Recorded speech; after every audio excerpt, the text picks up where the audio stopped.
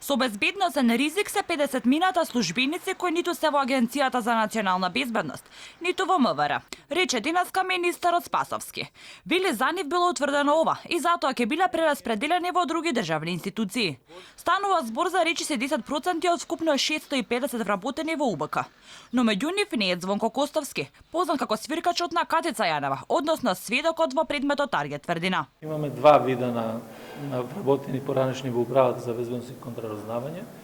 Едни кои што воопшто не аплицираа за да преминат во Агенцијата за национална безбедност и други кои што аплицираа не го поминаа процесот на ветинг, остануваат во Министерството за внатрешни работи. Ние веќе работиме на подготовка на систематизацијата се со цел да добијат решенија во МВР, освен оние кои што имаат утврдена безбедносен ризик, тие ќе мора да го напуштат МВР и да бидат некаде во некои други институции вработени кои што ќе бидат понудени и од кои што ќе бидат прифатени.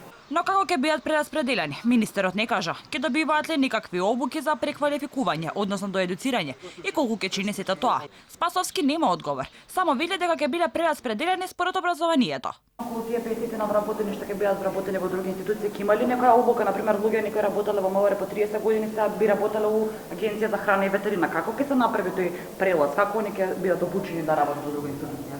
Тие треба да преминат согласно својата стручна подготовка која што ја имаат и на основа на тоа ќе им се понуди работното место. Тоа ќе зависи од нив дали тие ќе прифатат или нема да прифатат. Агенцијата за национална безбедност е во фокусот на вниманието на јавноста, особено по објавувањето на информациите во медиумите за некадарни вработувања во истата, како и за поставување на челни позиции на луѓе против кои се водат постапки или пак за нив има покренато кривични пријави. А хаосот во агенцијата го потврдува и првата оставка во Комисијата за селекција и избор на работници од Управата за безбедност и контраразузнавање во Агенцијата за национална безбедност, што денеска ја поднесе пратеникот на ВМРО ДПМН Трајчо Димков. Смета дека изборот на кадри во новата Агенција за национална безбедност бил компрометиран од самиот почеток и личел на фарса. Изборот на кадри за Агенцијата за национална безбедност беше компрометиран од самиот почеток и повеќе се базираше на субјективни, па дури и политички, наместо на објективни, јасни и однапред утврдени критериуми.